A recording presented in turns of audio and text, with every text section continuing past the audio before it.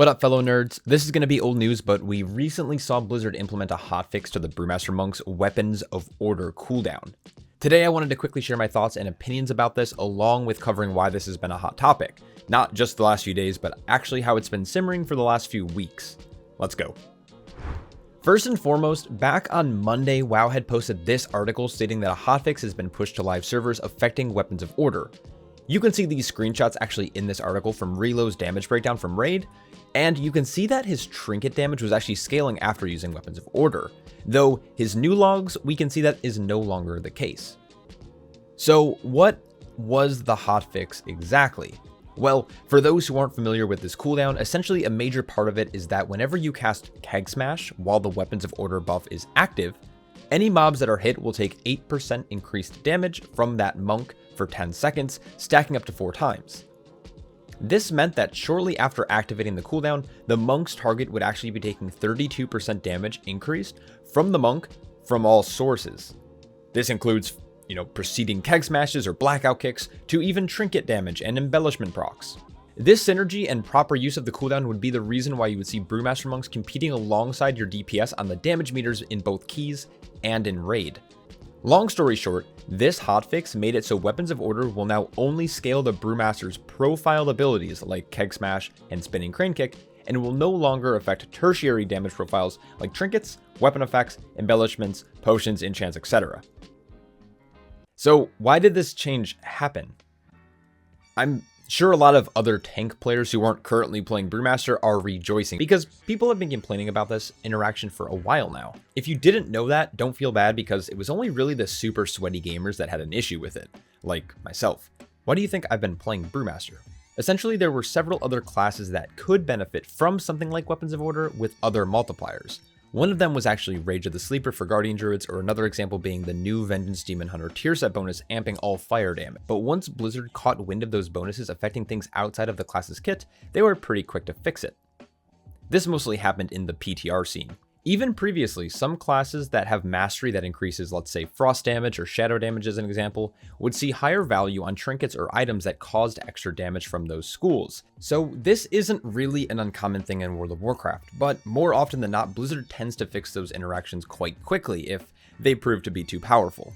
Anyways, a major reason why I think this change has actually happened is because I think top-end players, or min-maxers as you would call them, were going to be semi-abusing this, specifically some of the new items from the raid. These items include things like Beacon from Beyond, or Pillar of the Elder Flame, or even Dragonfire Bomb Dispenser. These things were doing insane amounts of damage if properly ramped. This allowed players to really push the limits of tank damage and put some casual Andes to shame on the DPS meters. Before I talk about my opinions on this, I just want to argue against this change. Bear in mind that I'm fairly indifferent on this change and I just really like hitting buttons. In terms of abilities like Rage of the Sleeper increasing damage from all sources, I think fixing this immediately was the right move. Clearly, that was a one-hit button that magically increased your damage, leech, and reduces your damage taken. Also, while it's relatively nuanced, a tier set bonus that increases all fire damage dealt was created with the DH kit specifically in mind, and uniquely there are certain items like Dragonfire Bomb Dispenser that dealt fire damage. And while this bonus was more minor, removing it made sense since it was a tier set bonus after all.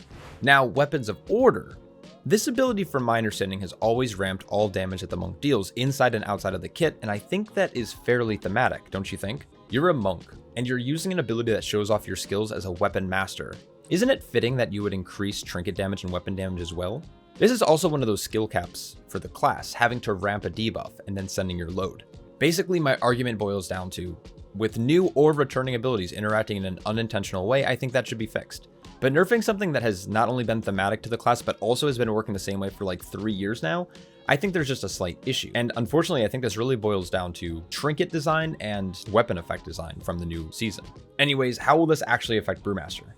While sims and data are showing that it's anywhere between a 5% to roughly a 14% nerf, most likely you're not going to notice it unless you're a top-end player who is really optimizing their gear, items, and rotation. If you are running defensive trinkets, you're not going to notice. Still farming Forge Storm? Not going to notice. You don't raid? You won't notice it. You don't have Onyx Amulet? You're not going to notice it. For the average player base, this change will be so incredibly minor that it won't actually affect you, and overall I think it was actually a fine change, and I'm, again, fairly indifferent about it. Do I think it was the right move? it's hard to say. On the one hand, having to ramp damage for about 15 seconds before unloading was nuanced, took a little bit of skill and proper global usage, but had this massive payoff. On the other hand, it was exhausting to have to think about constantly, and you had to do all the right farming. For the casual player base, this was a great change, and now you can easily make the arguments to stop using Onyx Annulant and get a ring with better stats and a socket on it. It'll also reduce the value of raid items, opening up the restrictions to playing Brewmaster Monk. And lastly, I think it's just going to be less of a headache to play in general.